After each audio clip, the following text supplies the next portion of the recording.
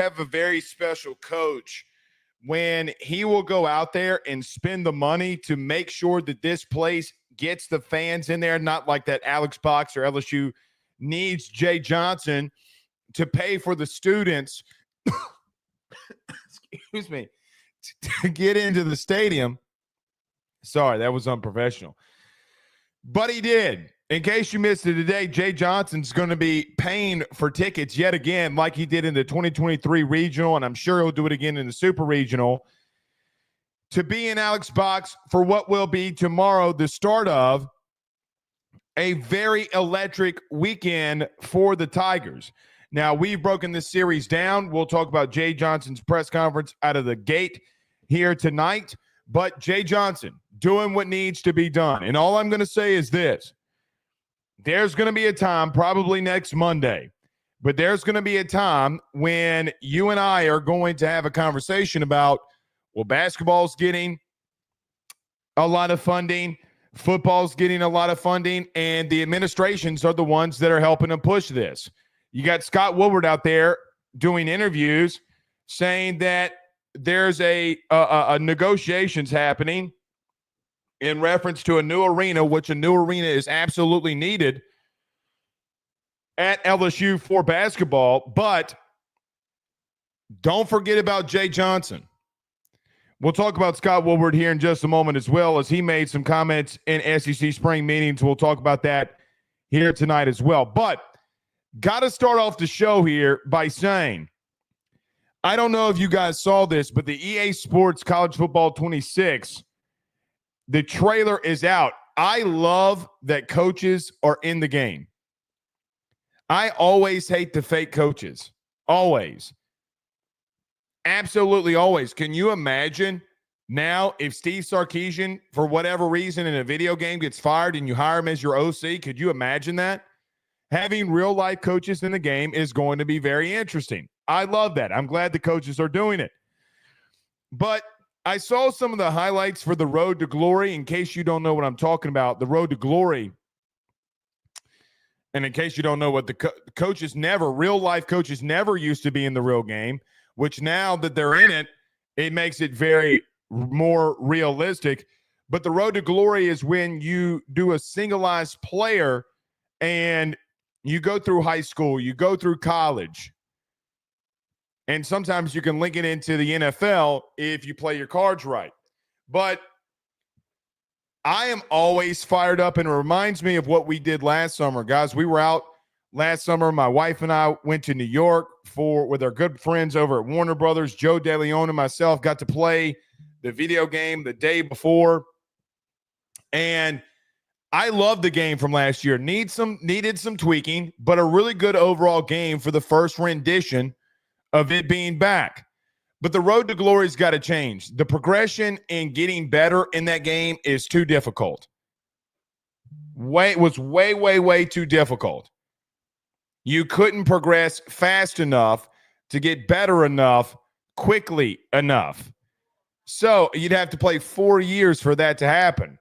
And the constant progression's wasn't fast enough. Now, that's why a lot of people for solo single-player games like to go out there and play MLB The Show, because you're always getting better, and you can see that you're always getting better, and you can spend now the tokens to be better. But I am so glad that college football, the video game, is back, going into its second year. Guys, a lot of people in my generation fell in love with the game in reference to that game and being able to buy it every summer and play with your favorite teams and build a dynasty and be able to go out there and make a legend. You know, I did a season with LSU. We won, I think, 3-4 national titles, and the rest was history. I think I picked Stanford in one of them, then built my way up, and then went back to LSU when they offered. So regardless, I love the video game. I'm glad it's back. I hope that I gave them a lot of grace and leniency in year one. Year two, you got to pick it up, though. Year two, you got to pick it up. It was way too hard. It was way too hard. Way too hard. Todd Davis on YouTube says, I love the game. I love the game too, man. Absolutely love it. And Todd, I think the thing is like a lot of people I talked to didn't want to play Road to Glory because it was too difficult. Way, way, way too difficult. So I completely understand why, right? Like I completely understand why people didn't want to do it, and you just got to be better in it. You can do now. They played the trailer that you're going to be able to select what college you go to by the hat selection thing. That's pretty cool. That's pretty cool. I think it's going to be a lot better year 2. Year 1, I think that they were rushing in a lot of different ways. Hey, do we get the players paid? What's the ratings? I think it'll be better now as it continues to go on. And it only will get better. So I'm very, very excited for that. But you're not here to listen about a video game. We're here to actually talk about LSU content. After the break, we'll talk about Jay Johnson and his regional preview. We'll break down his press conference from today. Carter Bryant, who normally joins us on Mondays. We just had so much going on this week. We've been at baseball camp. You see this great Italian skins get a little bit more olive than it normally does. We've been really, really hitting it the last couple of weeks. Don't know how we're going to do a post game on Friday, but T-ball's almost done. We'll do the Super Regional and obviously every game in the College World Series. But we need to get there because for a lot of more reasons. But didn't have Carter on this week. We just had a lot going on. We're coming back from Georgia Memorial Day. Carter's going to be joining us tonight at 7:30. So looking forward to having Carter on with us as well. But need to start the show off tonight because, listen, we've been giving updates in reference to LSU and Brian Kelly being at SEC spring meetings for football. Guys, I have no idea what the new format for the playoffs is going to be. I think we all know that they're moving to 16 teams. The SEC desperately wants 5 and 11, and that's fine with me. I actually agree with the 5+11 model. I actually would agree with a +16 model. Blake, what's a +16? There are no automatic bids. There are no auto bids. Let the best 16 teams make the playoff. How about that? How about that? How about we don't get away with auto bids? This isn't college basketball and college baseball. You don't need the auto bids. And I don't even know if I believe and truly like the auto bids in college baseball. Guys, you're playing against a team in Little Rock when a team like Southeastern or Troy or whoever is out of the tournament. I don't agree with that at all. At all, I don't agree with that. I mean, guys, Texas A&M is better than Little Rock. They deserve to be in the playoff. If you ask me, they're the better team, if you ask me. But even though I like the 5+11 model, I don't like the 4-4-2-2-1 model and then +3. If you don't know what the 4-4-2-2-1 model is, it's 4 SEC teams, 4 Big Ten teams, 2 ACC teams, 2 Big 12 teams, 1 highest ranked group of 5, and 3 at-large bids. I don't like that. I don't like it. I think it's dumb. I like the 5+11. If you're going to keep auto bids, why not go the +11? Now, the Big Ten doesn't want to do it because they know that the SEC will get more teams in there, and they're blaming 9 conference games, which me and Carter are going to talk about tonight. But I think it's the best overall model for what they proposed.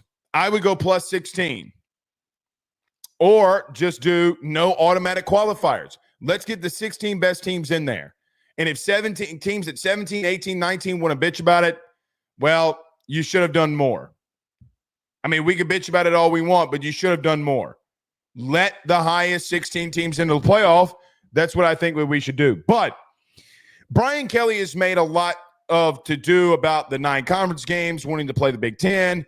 His idea of a 5+11 model, which I agree with him on, which is kind of taking the front seat to what Scott Woodward has been talking about the last couple of days, and which he's taken the back seat to what is bigger around LSU for the current moment from an individualized standpoint.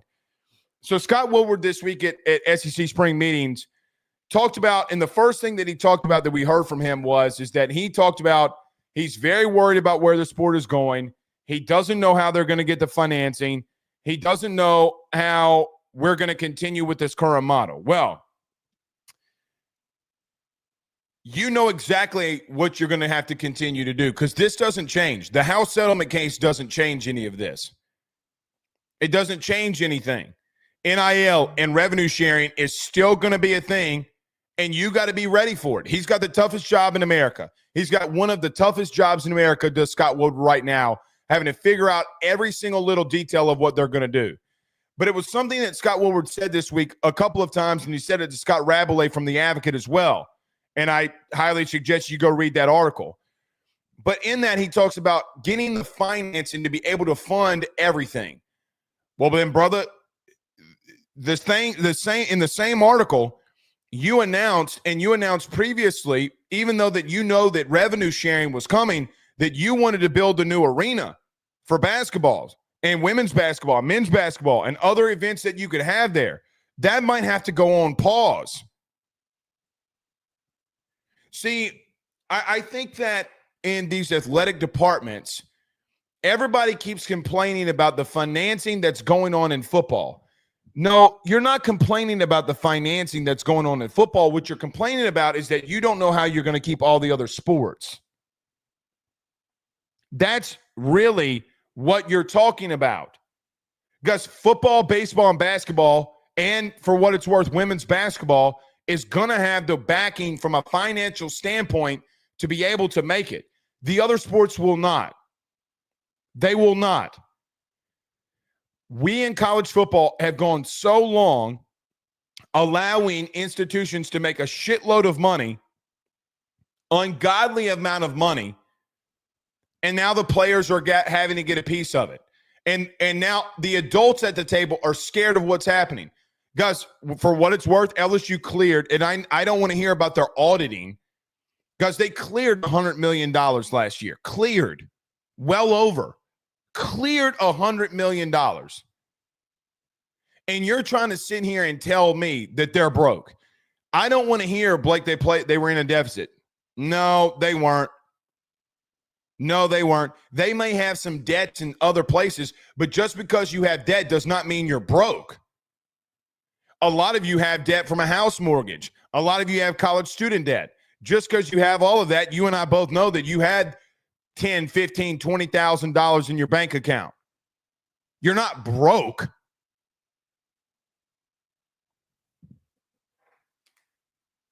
I know that LSU really wants to build this new arena for women's and men's basketball.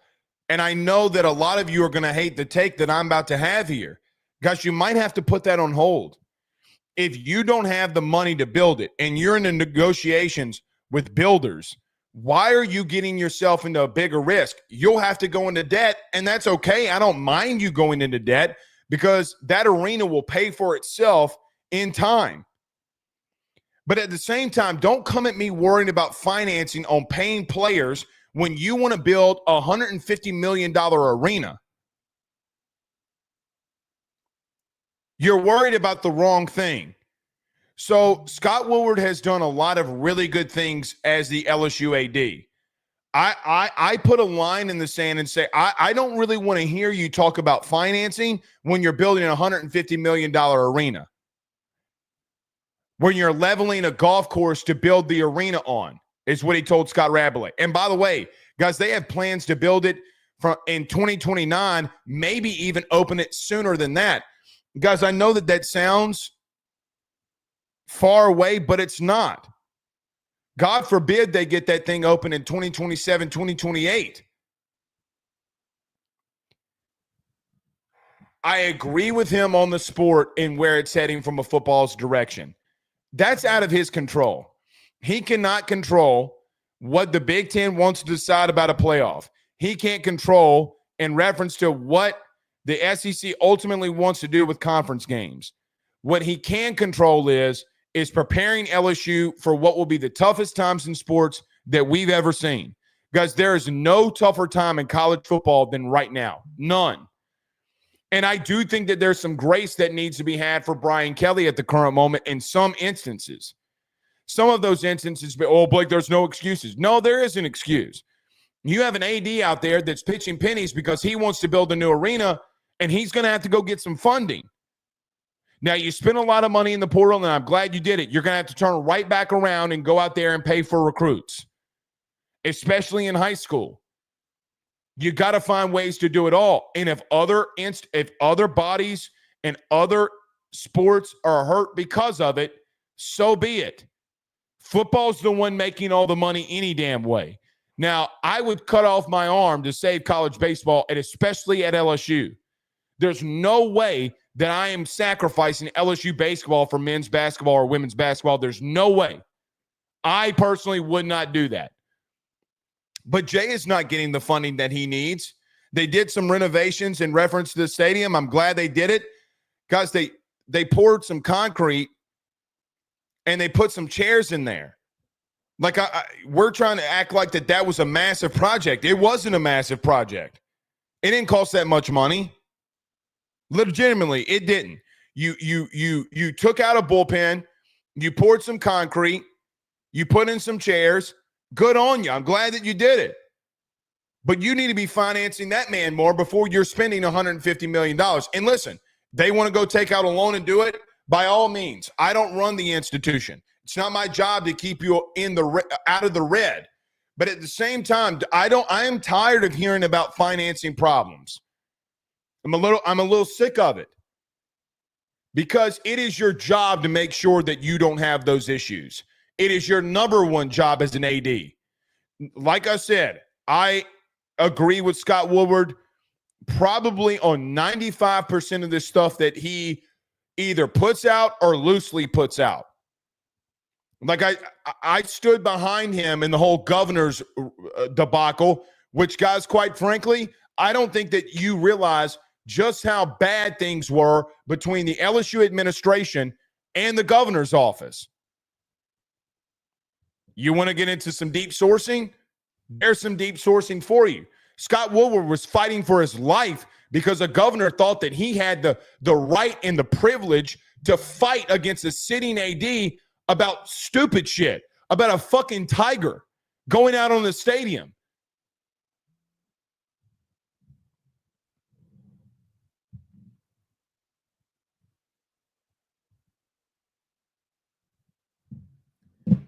It makes no sense. But there is a line that in the sand that I put, and it's I don't want to hear bitching about financing. I don't. You're asking the fans for a lot.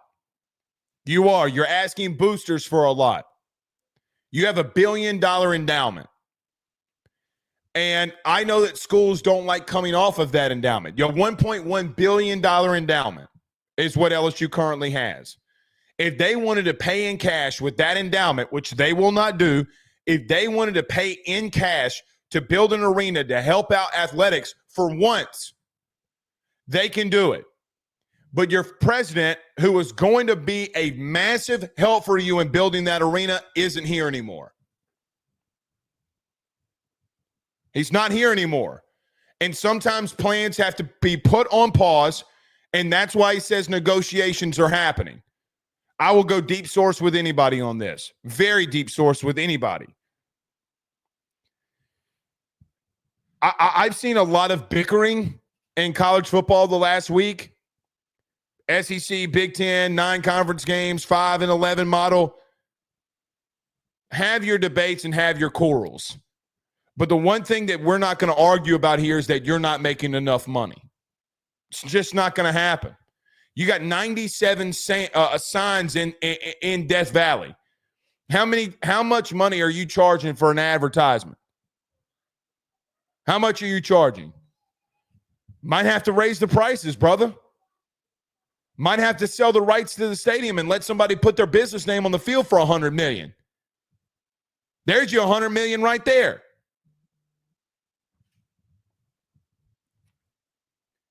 A lot of ways to figure shit out, man. I'm tired of hearing it. All right. Let's do this. Rick says, who decides on the new LSU president? The governor does. The governor does. It worries the shit out of me. He better get someone in there that's athletic friendly. He better. Now, I would assume that he is going to get someone who has the same political views as him or very close to it. So we'll see. All right, let's get moving here. Let me get to a quick break. Everybody do us a favor by hitting the like and share to all those groups if you're on Facebook and to all of those social media pages. You're watching us, listening to us on YouTube. Like, subscribe, notification bell, and wherever you're listening on podcasts, rate, review, and subscribe. Let me get to a quick break, pay some bills. We come back, break down some things that Jay Johnson said. Carter Bryant joins us at 7:30. Stay with us.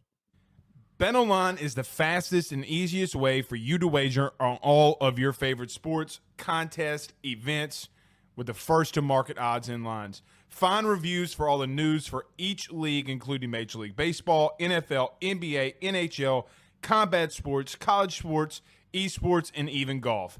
BetOnline continues to be the top online resource for all of your sports information for live in-game betting, props, and futures. Head on over to BetOnline today and use your mobile device to join and make your first sports bet. Use our promo code BELIEVE50, that's BELIEVE50, BLEAV 50, to receive your 50% off welcome bonus on your first deposit. That's betonline.ag, betonline.ag. He will sell your house and find you a new. Well, Tyler's the man, he's here for you. If you want to buy or sell, well, it's not too late. Dial 955-0008. Just call 955-0008. Y'all call Tyler, he'll shoot you straight. Hey guys, I want to tell you about our good friends over at Red Stick Financial. They're your local residential mortgage broker located right here in the heart of Baton Rouge, Louisiana. At Red Stick Financial, they find the bank that works for your particular set of needs to purchase the home of your dreams or refinance the current one. They truly are your partners in this process, and they pride themselves in helping individuals and families with one simple goal in mind, and that is to make home financing approachable, attainable, and stress-free. They are licensed in all Louisiana, Texas, and Mississippi. So from Amarillo to Meridian and everything in between, they have you covered. Red Stick Financial brings you creative, customized solutions, and they don't believe in the one-size-fits-all when it comes to loans. They even have special options for mobile and manufactured homes located in a flood zone and stated income financing for those of us who are self-employed borrowers. If you or someone you know is looking to buy a home, refinance an existing mortgage, or simply want to know what options are out there for your future, give Red Stick Financial a call today at 225-407-9250. That's 225-407-9250. Or check them out online at redstickfinancial.com. That's redstickfinancial.com. Before you purchase the home of your dreams or you go and do that refinance, you need to go local. Go Red Stick. We're back. All right. So LSU head coach Jay Johnson met with the media today before we start off regional play, and we're going to pull some of the things that Jay Johnson said and discuss them. This is being in no particular order. Now, earlier we said, and we talked about, that Jay Johnson had brought up that, or Jay Johnson, not that he brought up, but Jay Johnson is going to be paying for tickets for students to be at the game throughout the regional. Guys, I will tell you this, and this is just from my own personal experience. I can't speak for others. I can't speak for others that covered this team or covered this program. Guys, I don't know, and I truly mean this. I don't know if there is a coach on this campus that cares more about winning than Jay Johnson. I don't know fully if there's somebody that cares more about winning at LSU more than Jay Johnson, because he's putting his money where his mouth is. Now, Brian Kelly did the same thing, and good on him, and he put $1 million of his own money so that they could go out there and win and attempt to make the playoff, which good on him, because I'm there with him, and I'm glad that he did. But Jay Johnson met with the media today and said some things that I think were really intriguing to me. Like, number one, I thought the biggest question in reference to the on-field part of the game was that Jay was asked about Zach Cowan and Kason Evans and them seeing limited work against South Carolina and then not pitching in the SEC tournament, coming off of, I don't want to say 2 weeks rest, but very light work and then no work into last week, now going into the regional. Guys, let me just say this. In the press conference, Jay Johnson said that it does not bother him at all. He was not trying to run them out there last week unless they got into a game 3 scenario and they wanted to try, and they not try to win, but they were going to attempt to win the SEC tournament. In that case, in that instance, yes, I don't think Jay Johnson would have minded using Zach Cowan and Casey Evans in that role and in that scenario. I bring this up, though, in reference to this is the third straight week that Jay Johnson has brought up and talked about the workload for Casey Evans and Zach Cowan. Guys, even a month ago, I can remember around the Tennessee-Bama series, Jay talking about that Zach Cowan and Casey Evans are not doing too much, but, man, they're putting a lot of work in. We got to find other guys. And you may have found that in Jacob Myers. You may have found that in Chase Shores. Guys, do you remember Connor Benj? Like, you're going to have to need some of these guys to win a regional. Some of these guys are going to have to come out of the pen to give you some innings or give you an at-bat and to find ways to get you outs so that you can win games in a regional.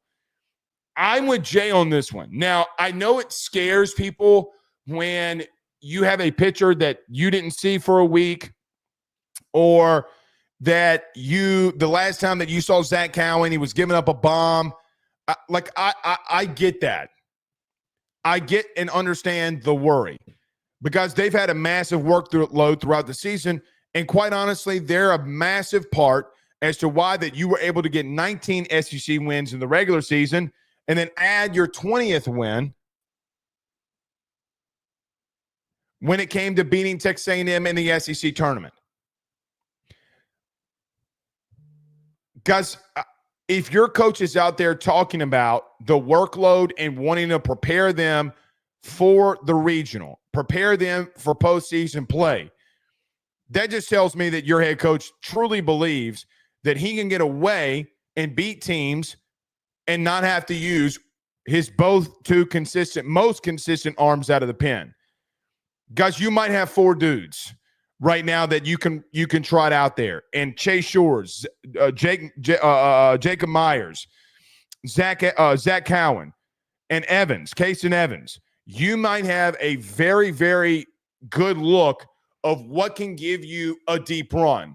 Guys, if all 4 of those dudes can just continue to be who they are, and I know some of you are worried about Cowan, but I'm still staying positive on him. And I still really am positive on him.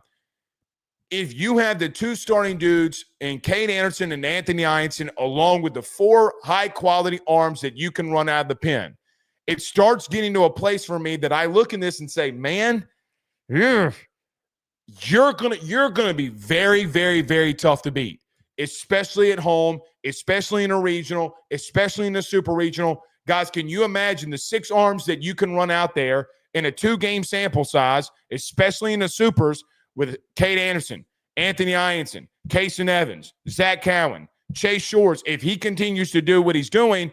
And, oh, by the way, you have a guy in Jacob Myers who, guys, has had the last 3 appearances has looked really sharp and thrown strikes. Nate Yeske has done a lot of great things with him. Again, I don't see the Fire Nate Yeske tweets firing off like I did in year 1. You had to give the guy time. It's not like he forgot how to be a pitching coach. It's not like he hasn't been to Omaha with 3 different teams, because he has. By the way, he was 1 hit away from him and Jay Johnson winning a national championship at Arizona together. The reason I bring that up is because I went back to that season. I went back to the season with Jay Johnson and Nate Yeske. I went back to their time together. I went back to what Jay Johnson had said when he came to LSU in year 1. It's interesting. When Jay Johnson and Arizona got to the College World Series, and for the second time, because they're legitimately they're legitimately a pitch away from getting there. They had 4 bullpen arms that they had to run to. What is interesting here is what you see and saw from Jay before you hired him. I look at this situation and just say to myself this. If you have the bullpen arms that can continue to construct and be as good as they've been the last month and continue to get better, you're going to be very, very hard to beat. Now, 2 things here before we get to Carter. But I love this time of year because every year Jay brings up that, look, I tell my guys every game's a playoff game. In the regular season, you get to get a lot of mulligans, and it's not very serious, but now it is. I love that approach from him, and he constantly brought that up. Guys, he brought that up 3 times today. Jay Johnson was asked about health and rest. He says, I'm kind of glad that the things worked out the way that they did because I feel like that we really needed it, end quote. He said also that we got our legs underneath us, or they got their legs underneath them, meaning our team. And probably the biggest statement of the Jay Johnson press conference was this. I saw the highest level of energy from our team today at practice.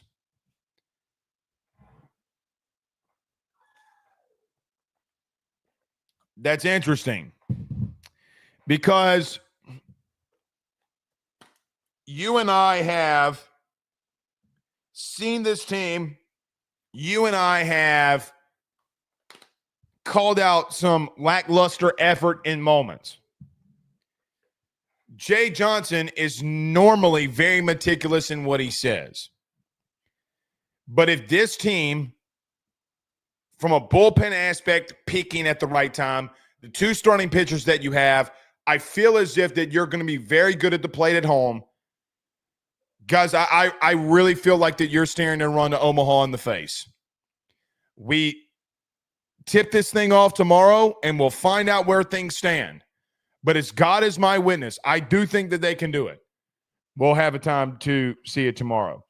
Last but not least, Jay Johnson said the tournament was wide open this year, and I couldn't agree with him more.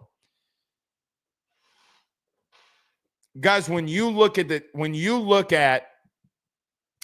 this part of postseason play, I don't know if I personally remember a situation where I didn't know that there were a couple of teams that felt like national championship contenders. Like, remember in 2023? Like in 2023, you knew that LSU and Wake Forest were on a collision course. You felt it. You knew it. Paul Skeens versus Rhett Lauder. They go after it. Trey Morgan makes the incredible play. So many – Josh Pearson with a ridiculous catch. So many massive things in that game. You always felt like they were on a collision course. Last year, Texas A&M and Tennessee, guys, they were both dominating down the stretch. You felt like that they were on a collision course. Well, they were. And they met in the College World Series final. This year, I don't feel like we have that. I do think things are wide open, and it's yours for the taking. It's yours for the taking. So we'll see. Carter Bryant says, can't freaking wait for Blake's postgame show tomorrow after the bats get hot. Well, Carter, I got some bad news. We might have T-ball. We got double elimination. We got back-to-back games. We'll have to see how it goes. But we'll be live. We'll be live. At some point, we will be live. We will do a postgame. That is for damn sure. All right, speaking of Carter, let me get to a quick break. We get to him next. Stay with us. Hey, Southwest Louisiana. Are you ready to gear up for your next outdoor adventure or tackle that next big job on the farm? Then head on over to Henderson Tractors, Boats, and Power Sports. At Henderson and Lake Charles, they've got everything you need under one massive 30,000 square foot indoor showroom. Kubota tractors and mowers to power through the toughest tasks. Polaris off-road bikes and side-by-sides to conquer any trail. And tracker boats with brands like Ranger, Nitro, Sun Tracker, and Regency pontoons for a day out on the water. Whether you're a farmer or a hunter or just someone who loves the great outdoors, Henderson has what you need to get the job done and have fun while doing it. Browse their new and used inventory over at their website, hendersonimplement.com. That's hendersonimplement.com. Or give them a call today, at 337-436-4366. That's 337-436-4366. Or go see him over in Lake Charles on the corner of East McNee Street and Highway 14. Remember, if you need a tractor, go to Henderson. Need a boat, go to Henderson. Or if you need an ATV or side-by-side, you know where to go. Henderson. Just let them know that your good friend Blake Ruffino over at AYS sent you on by. We're back. Carter, the power, Bryant. Good evening, good sir. How are you? Blake, earlier this evening at a UALR, their athletics director or assistant AD joined the show.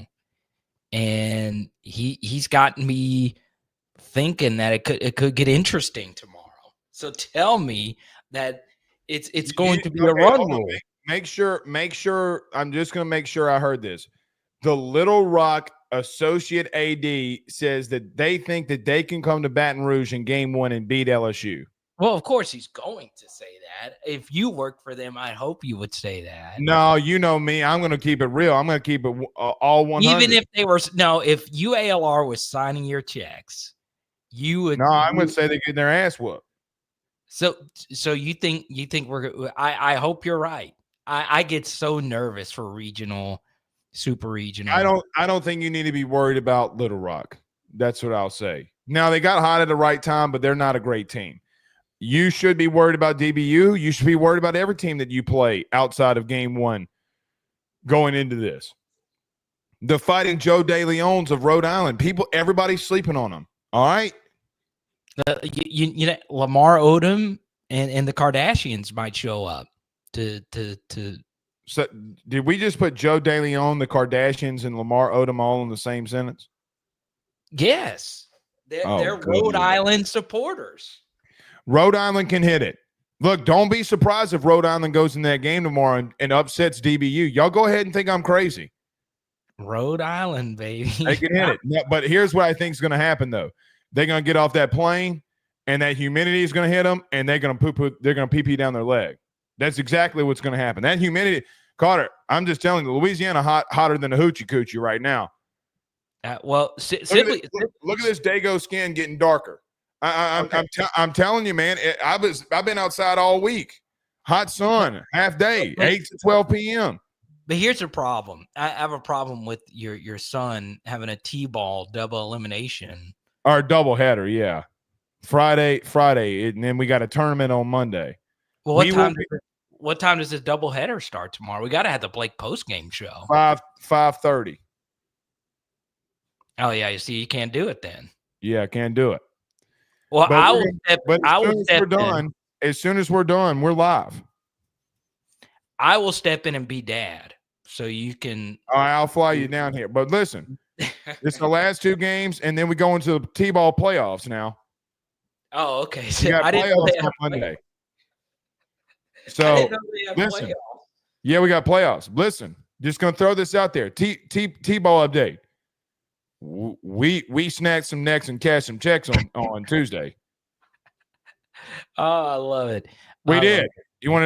We did. Hey, man. Ben Ruffino with 4 RBIs on the night. 4 ribbies? 4 ribbies, yes. He smoked one. Man. He got a hold of one. Hey, 15-7, the final. We go from Spider-Man pajamas to now a future King Griffey Jr. I like that, man. Yeah, he doesn't. He screw all that stuff now. We're starting to get in big boy stuff. Let's go. I'm proud. He pulled the Ellie De La Cruz. So when Ellie De La Cruz gets a base hit, he goes on the bases and does this. I swear to God, as God is my witness, this dude will get a base hit and run to first and will do this. Yes. Massive Ellie De La Cruz fan. Ellie De La Cruz is his favorite. Well, of course. Yeah, man. I love it.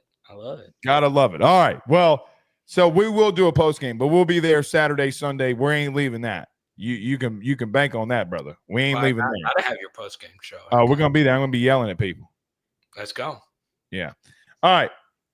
Carter, I got to ask you a quick question before we get started talking about LSU. Did you see the EA Sports college football trailer? So let me ask you this. After it was released in 2025, when we were all playing it the first couple of weeks, how often do you play the 25 game? I don't a lot, but I don't really have the time. I don't either. Yeah, Well, I don't really have the time, but I love playing it. I love like if like when we had 2 bye weeks, that's when I played my most during the football season. I might play it every once in a while, but I don't really have the time. Yeah, I've not turned it on in 6-7 months. So I don't know if I'm going to get the new one. I'm not going to lie to you and say that I didn't enjoy the hell out of it. I freaking love the game. I do. Do you love that the actual coaches are now going to be in the game? So that's Steve Sarkisian can get fired, and you can hire him as your OC. Oh, it's so good. I mean, college sports, the stars are the coaches, and that's something it's added. I also like that the coordinators. So LSU put out their graphics. So Blake Baker and Sloan will be in the game. Let's go, guys. I think we're going to have to replace Joe Sloan with Blake Ruffino, and I'm going to go as an offensive coordinator. Do it, man. But if you're going to do it, you got to come in and run the wishbone and the veer. I guarantee you we won't have 17 turnovers. Yeah, well, it's because you're going to run the football. We're going to run that rock. Ask Joe DeLeon what happens when they flew me out to New York. You know what I did? I ran power. There you go. I ran stretch sweep. Good. I had Carson Beck. I beat the national champion. Let's go. Come on, baby. Jeremiah Smith couldn't catch a pass on Big Daddy over here. But am I excited that the game is coming out? Yes. But more importantly, Blake, that they listened to the fans about their complaints. And they did not need to do that because they know everybody's going to buy the damn game. Right. But they still did. Yeah. So everyone, like I'll tune into Bengal and Bordeaux and all these guys. Sivian, I think his name's another like big EA Sports YouTuber. And that's what they were all saying today on Twitter. They were saying, man, they really listen. Like Dynasty mode's going to be better. The coaches are in it. Road to Glory, you can do the high school stuff now. So that's awesome. Well, the worst thing about the game for me was recruiting to some extent. Like, for example, if you had a 5-star and he wasn't a bust, he wasn't better than the 3-star diamond. Like that, realistically, that might happen at LSU. That doesn't happen around the country. Like, I mean, like Justin Jefferson's not happening everywhere around the country. You get what I'm saying? Like, it's just not happening. So, and I do think that Road to Glory, the progression has got to be better. You got to be able to get better quicker. Yeah, ain't nobody got time for all that.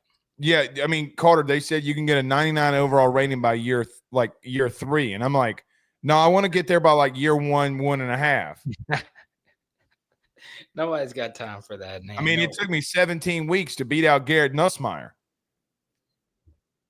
Yeah, well, that's. See, I never did the Road to Glory. I just played games, but yeah, Dynasty was fun. Yeah, I love getting a 2 running back system. It kind of hurt me a little bit with LSU because you got to have 2 good backs that can run that thing. Louisville's playbook, by the way. You're welcome. All right. Carter, Brian Kelly, SEC meetings this week. I want to get to what is going on around college football at the end of all this with you, but I think we need to touch on LSU first. What stood out to you the most from Brian Kelly this week and some of the things that he said? Yeah, but it's rare that, because like you do a good job of this on your show, it's rare that I talk about the same thing 2 days in a row. But I am very critical of Brian Kelly. And that comes with it. You have to be that way about the coach that you cover, and your whole channel is built around. But one thing Brian Kelly can say that not everyone in the SEC can say, Blake, is that he's been consistent. Their message has been consistent about the 8 and 9 game schedule. So it's interesting. All the coaches and all the athletic directors, Blake, did an interview with Paul Feinbaum from the exact same spot at the exact same beach in Destin. if you listen to, in particular, Scott Woodward's interview from 2 years ago in 2023, I think he was wearing almost the exact same shirt. All right. Everything he said in that interview is almost exactly what he said in the 2025 interview, which is a good thing because they were ahead of the curve, not being a bunch of bitches and saying, let's play 9 motherfucking games. Let's do this damn thing. We're not scared.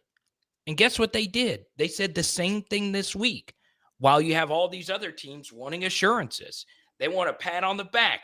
Everybody wants to be acknowledged. They hand out packets to all the media today saying, look at how much better our Massey ratings are and our strength of schedule ratings are. You don't really ever see LSU say that. LSU is always a school, especially under Brian Kelly and Scott Woodward, that says, bring it the F on, right? Mm-hmm. And I envy that. I really do, because Blake, as you know, that's not necessarily my mentality.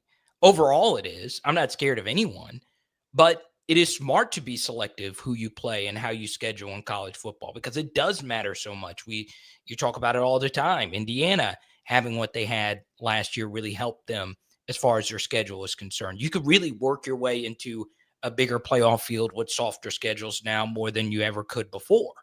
But for LSU to go against that is bold.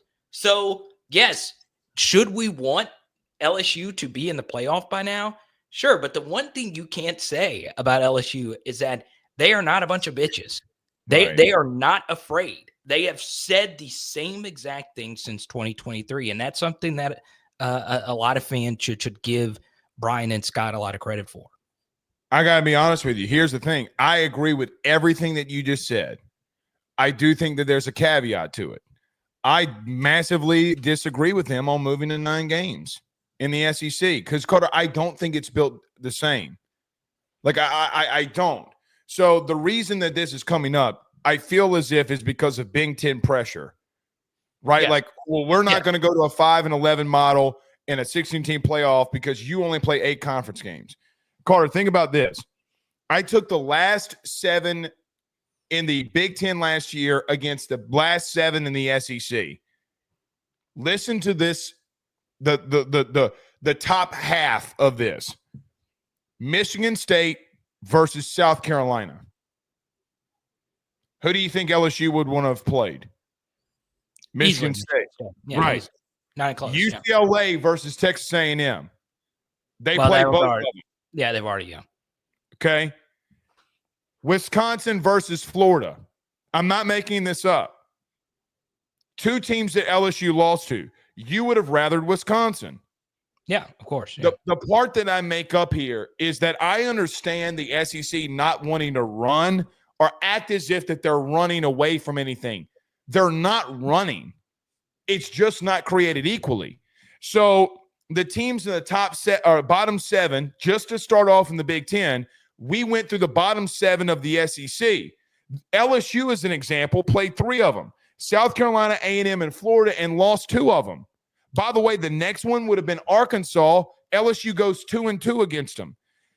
You're going to have to start explaining to me why everybody is making such a big deal in reference to that when I don't know if people know this, when they're allowing Notre Dame now in a playoff to get a bye, get a first-round bye if they're good enough, and they're not in a conference. My whole thing is, Carter, is when you stack it up chip by chip, stack by stack, it's not close on what conference is better. It's not. It really is not close. And where it separates itself, for me, is the bottom half of the league. Agreed. Totally agree with you on that. Yeah. So why would you go to 9 conference games? Let's just act as if I agree with you. We're not scared. And if everything were created equally, go to 9. It doesn't mean anything. Fine. It gives fans more games, better games, whatever. But I also understand that it's a bigger struggle to go through an SEC schedule like what LSU's got to go through. By the way, it's not the toughest schedule in the SEC. Georgia's is. Yeah. So, again, you're going to have to start explaining to me why they should go to it. That's my opinion. I say all that. What says Carter Bryant? Yeah, so the other coin to that, though, is you look at the SEC teams that made it last year. Yep. Georgia made it. They had the toughest schedule. They deserved to be in it more than anyone else. They won the conference championship. We can get into a debate about it being in Atlanta, but they won it with their backup quarterback versus who I thought the best team in the SEC was, which was Texas. If you put in their schedule, but my eyeballs told me that Ole Miss was the best team in the SEC last year. I know you disagree with that, but that's fine. All right, it's a different story for a different day.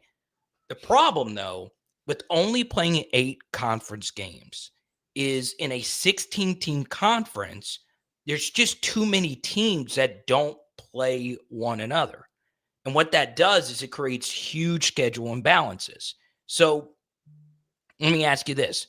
Do you think the Tennessee Volunteers were a better football team than South Carolina last year? No. Okay. Do you think But Tennessee... they're only separated from a game. Right. And that's because Tennessee did not have to play South Carolina last year. Well, Tennessee here's the problem with that. LSU shouldn't have been a loss for them. Garrett flopped. The SEC screwed him. So, yes. Again, that's more to my point, though, is that Tennessee wasn't really all that great of a team last year. They weren't. Carter, they went by wins, and they didn't care about strength of schedule. I mean, we can go, but that's my whole point. My whole point is that they went by. You're making my point for me a little bit. They went by wins.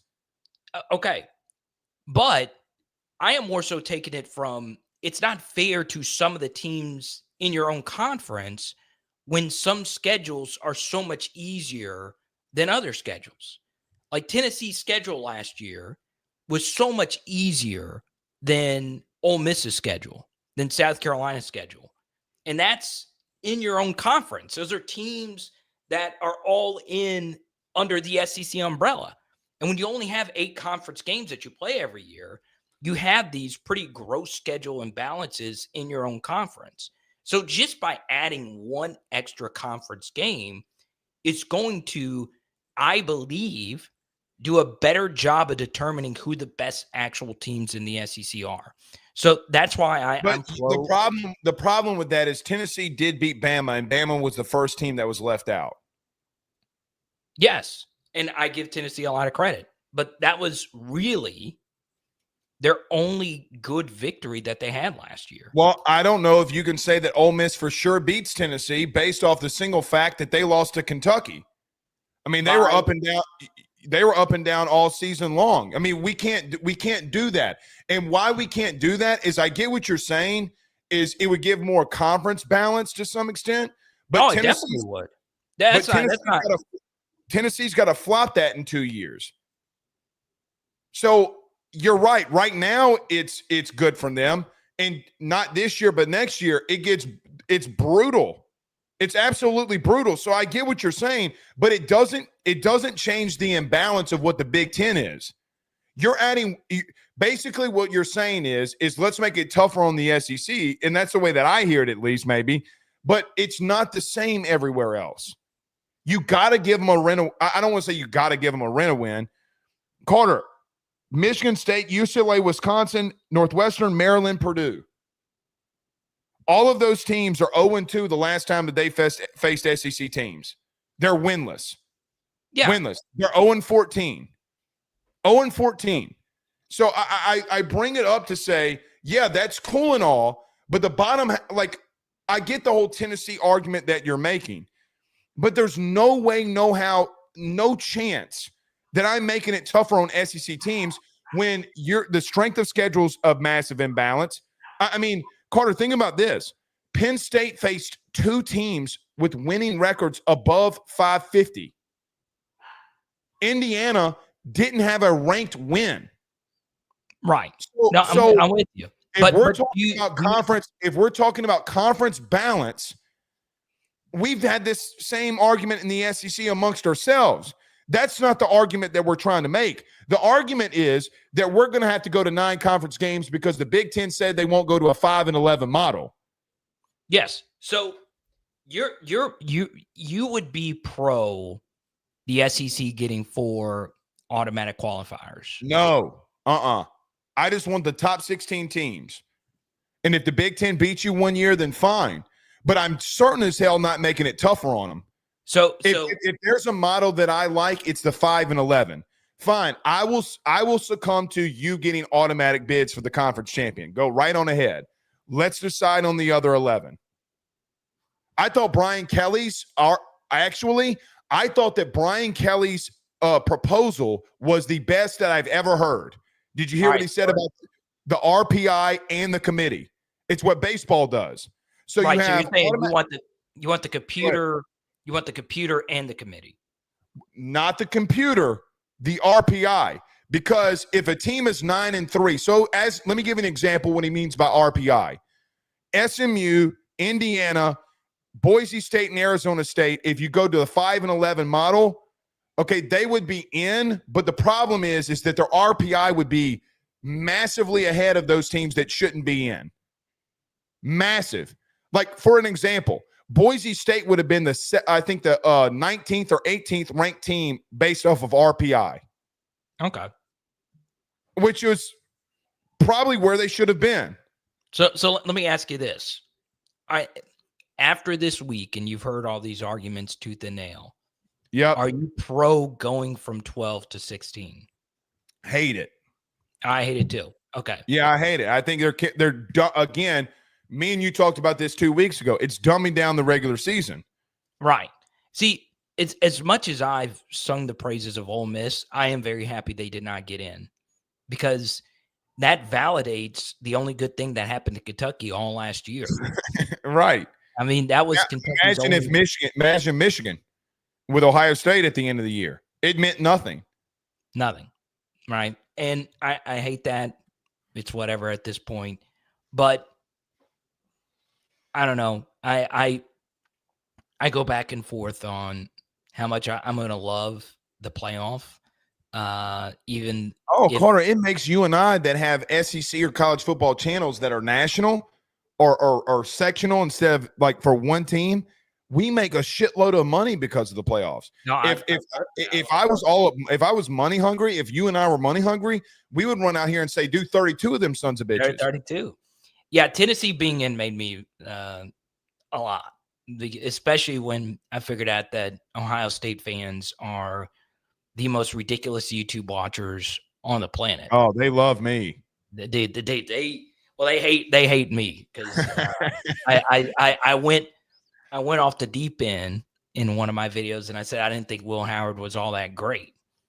I didn't say you do that. Yeah, I did. Dude, they are. You can't say that.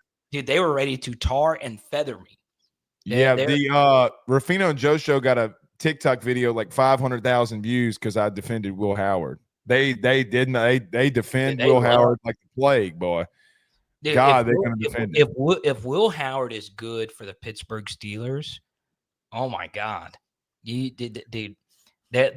will have Ohio State fans saying nice things about Pennsylvania, which never happens. Ever. Well, he would be the first one really from an Ohio State quarterback because Joe's not one of them.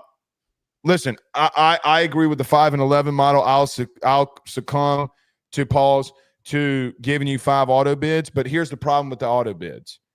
Teams like Arizona State get in over a Big Ten or SEC team. I don't agree with that. I'm fine. I just don't agree with it. The straight seeding was a good idea. Yeah. Do the straight seeding, but if you give the 5, I mean, here's going to be the question. If Arizona State can go into let's just say hypothetically they win it again and they got to go into Baton Rouge and they get slaughtered because Texas played up and down to the level of their opponent all year. We all know that. We're taking the one Texas game and saying, well, they played good against Texas. Vanderbilt played good against Texas. 6-6 Vandy played good against them. They're a field goal away from beating them or tying them. So I don't know, brother. Arizona State, the Big 12 champion, is going to go into one of these SEC or Big 10 programs, and they're going to get slaughtered. You mark my words. Yeah, they're going to get slaughtered. Tennessee went into Ohio State and had an exorcism. You know, like it's not. But that's the point. Yeah, That is the exact point. Blake, we've got to have AQs, bro. Because what's the point Carter. of what's the point of the Big 12 of even existing or us even caring about it? If they're good enough, let them get in. If TCU does what TCU does, then let them get in. Okay. Arizona State, I mean, we're basing it off of Texas. Carter, Vandy almost beat Texas. Vandy. Okay. And Arizona State, I understand Texas dominated a large swath of that game in Arizona State, thanks to Scatterbo and an amazing comeback. But they should have it's one seat at the table. All I'm saying is, I'm not saying that they shouldn't get in. That's not what I'm saying. I don't think that they are going through the same level of shit that the Big Ten and SEC are. The simple fact that they get 2 seats, they get half the seats. Carter, think about what we're saying. Iowa State is going to be allotted a playoff spot. So here's in a 5-11 model? No, in the 4-4-2-2-1. Okay. Yeah. Sorry. In the 4-4-2-2-1 plus 3 model, Iowa State is given a playoff spot over LSU. They're given a spot over South Carolina. I don't agree with. I don't agree. No, with but that's what you would be doing. When you go to auto bids, that's what you'd be doing. Now, in reference to the 5, Carter, like SMU still gets in over some of these teams, which I don't agree with. No, because Clemson won the conference. But they're not, good. They put them in the 12-team playoff. What makes you an at-large bid? What makes me think that they're going to kick them out of a 16-team playoff? I mean, they won't, but for a 16-teamer, I get SMU still making it. I don't think SMU should have been in over any of those teams in the SEC. Carter, they got blown out by the 2 top 25 teams that they played in the regular season. Blown out. Yeah, and I will also say, because I do think we all, you and everyone, has had a little bit of an overreaction of just 1 year of this. So we'll see what happens next year. It's not just 1 year. It's not 1 year though, Carter. I have a decade's worth of playoff games of teams getting their shit kicked in from those conferences. No. I'm with you on that. There's so many playoff blowouts. I mean, fuck. This dude behind me and the guy that used to be behind you, he put up 7. How many touchdowns did Burrow have against Oklahoma? He had 7 passing. And didn't he have a rushing? I believe so, yes. He had 4. He had 4 there, 1 to Thaddeus, 1 to Terrace, and then I think he had 1 rushing. And then 4 to Jets. Yes, exactly. Yes. I mean, Carter, they've always gotten blown out. Yeah, no. There's always been playoff blowouts. I will say I'm fine with SMU still getting into a 16-team field, but this is why I'm just anti-playoff expansion to begin with, because to your point, the schedules are so unfreaking believably imbalanced. They really are. So, man, like I think it is tough that South Carolina didn't get into. Me too. I think it's the very field tough. last year. I was fine with them not actually getting in, but they were one of the 12 best teams. I know they lost to Illinois there at the end, but that doesn't change. They had their 4-string running back at slot receiver and Emanwari and the entire defense. Kennard quit at halftime. Both safeties quit at halftime. It's Bielema. Bielema every year beats a team he shouldn't. Well, and that was one of them. The 6 starters in their defense quit at halftime. They played a half and quit. Spare me that shit. All right, let's get to this one last thing before I get you out of here. Brian Kelly says this is the best overall roster that he's had at LSU. Thoughts? That's not true, but I'm fine with confidence. Yeah, it's not. Tell me why you think it's not true. Well, Jaden Daniels existed. Dude, it's so funny. I said the same shit last night. I mean, and you're, yeah, I mean, your wide receivers, even if you think the wide receivers next year are spectacular, they're not going to set NFL rookie records like Malik and like BTJ was third in the entire NFL in receiving yards with Mac Jones as his quarterback, and Malik set a record for targets with Daniel Jones and your fellow Italian. And by the way, Daniel Jones got cut in the middle of the year. Yeah. So, I mean, and that's not including, your first round tackle since 98. That doesn't include the 3 defensive linemen that got drafted. So, like, as far as your roster is concerned, this roster is not better than that roster. You can, though, say that you feel across the board that your team is deeper and more solid than that team, but they're not, especially on your top end true game changer level players are not.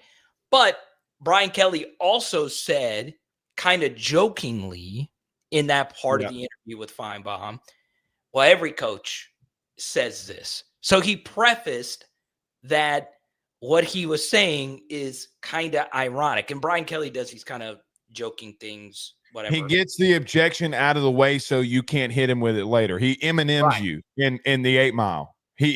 I know I'm white trash. I know I'm from the trailer parks.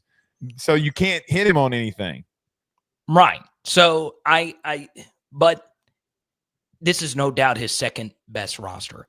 And I will also say this. I think last year's roster was worse than the 2022 roster his first year when he was there. Oh, I agree. I vehemently agree. So there is something to that. So you can look at it from this vantage point, and this was probably the direction that Brian Kelly was saying when he said that as well, is that, hey, this roster compared to where 22 was to 21 and 23 was to 22, the jump from where 24 is to 25 is night and day, even though you lost all the offensive linemen and Braden Swinson. I do agree with them there. Because I've said it on your show, I've said it on my show, I've said it on other shows.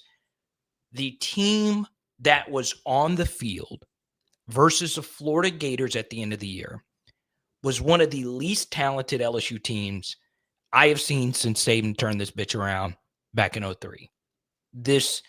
It wasn't where we needed to be from an overall roster. Your whole 2023 class left.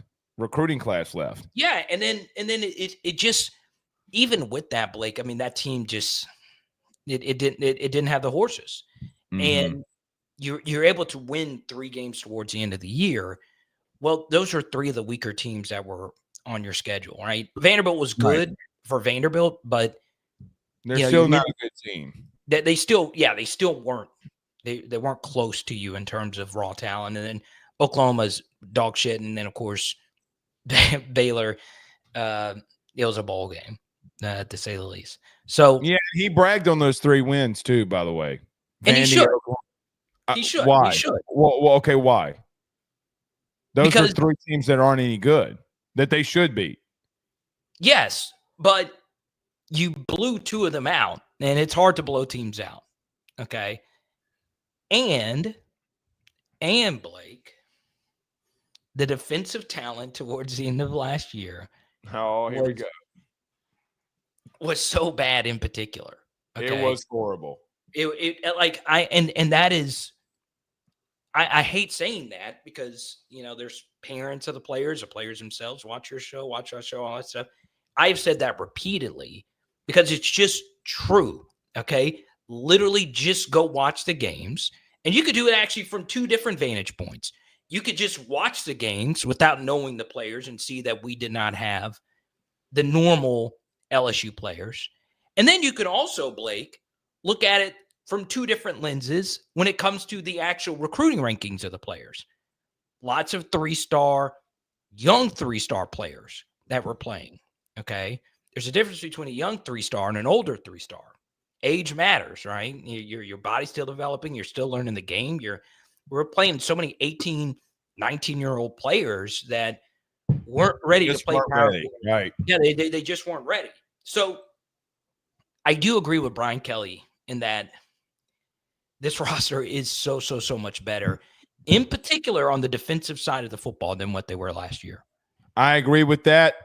If you're a top 30 defense, I think you beat USC. I think you beat Florida. Yeah, absolutely.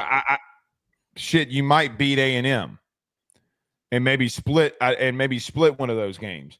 Carter, the problem for me is when he says that is offensively, you're not close. So defensively, yes, you might have a better roster defensively with better just overall talent. There's no way you can look me in the face and say that you're replacing or talent-wise that you have 4 first-round picks on that in that unit.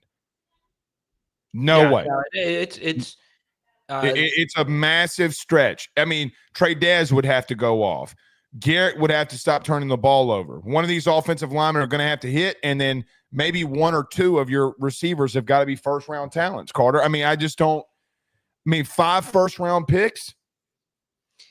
And, I mean, I know we'll talk about him ad nauseum, and you and I disagree on how much of this was the issue. You've defended him as you should as an offensive lineman. Like, if DJ Chester is going to play for you next year, he's got to be better. He has got to. Well, I think the whole offensive line's got to be better. Right. But in particular, DJ Chester has got to be better. He has just got to be better. Because the thing is it's interesting is Chester led the entire team in snaps last year. So this wasn't like a situation where he was coming in and out of the game. It's if you're struggling and you're out there at every single on every single play, to me, the center is the second most important position behind your quarterback. Do you agree or disagree with that? On offense.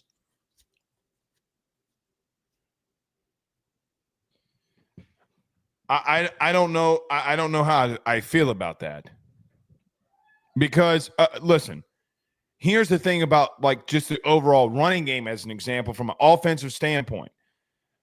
Even if they could run the football, I don't know if Joe Sloan wants to run the football. Oh, okay. And I don't like it's not just the offensive line that I think that you have to overcome here. I think it's the schematics of what you have to overcome. Let me give an example. And Garrett, I talked about this the other night. Garrett has got to start checking out of bad run plays. He's got to. He can simply tell the running back to go to the other side of him and then call something at the line and then run the play to where you have the numbers. He's going to have to. He's got to. Carter, they're running to they're running to the short side of the field in some instances, and then when they're running to the short side, they're running into numbers. So even if DJ Chester starts going off, you're going to have to start either get serious push to get 3, 4, 5 yards, or you're going to have to start getting a hat on a hat. I mean, go ahead. Or what? Or you have to start calling run plays where you're just completely fooling the defense, which we really didn't do. No, at all. And there's so many Ole Miss and Tennessee runs that they do where it's literally just the design of the play and the running back's not touched for like 5, 6 yards. I see it all the time. I see it all the time. And we rarely do that. Like, I mean, the few good runs we had versus Ole Miss had some aspects of guile and creativity to it. And we just didn't have enough of that to your point. So we'll see. I don't think it's his best overall roster offensively. Defensively, yes. I agree. Yeah. And Leonard says it's hindsight. We didn't know. There is no hindsight. Like, you got to project. What did I know Leonard pretty well. He's wearing PHL gear. Look at that. They're at the bowl game. Look at that. Oh, okay. Look at there. Look at that. I mean, he says that they didn't know in 2022 that Jaden, Malik, and BTJ were first-round picks. Well, Malik was on every first round. I mean, Malik was a top 10 pick on every mock draft. I'm not talking about 2022. I'm talking about 2023. The 2023 offense was elite. It's not 2022 that we're talking about here. The 2022 offense barely could score against Auburn. No, what he's saying is leading into 2022. Yeah, you're right. No, leading into 2023 was the year that they did what they did. This is the second year for this team. This is the second year with with Garrett Nussmeier, with Caden Durham, and Aaron Anderson, and a lot of these other guys that should be returning. Bullshit. 2023, I told you live on this show, I put $100 down on a plus 4,000 for Jaden to win the Heisman. I knew. Yeah. In hindsight, I should have put $1,000 down. Dude, a complete side note, because I do have to skedaddle here. Yes. I had a massive future on the Timberwolves. Massive. Like, literally, I played it in March, got the most ridiculous odds on it. I was like, I could see Ann Edwards getting it done. And the damn Thunder, the goddamn Thunder, dude, they are so damn good. They are so damn good. And they are very special. I'm not mad that I lost, but it was a good bet because the odds got so much. It was 50 to win $5,000, $5,000 US. And Ant let me down, but they just lost to a better team. They did. More talent. All right. Carter the Power. Thank you for being flexible, my man. All right, buddy. Good luck tomorrow on the T-ball, man. Shoot me, send me some photos, big dog. Have a good one. Yeah, we're gonna have a good one. Thank you, buddy. We'll see you. All right, that's Carter the Power Bryant joining us off here. We're out of here too. We will see you tomorrow. Just I don't know what time yet. Y'all have a good night, man. Peace.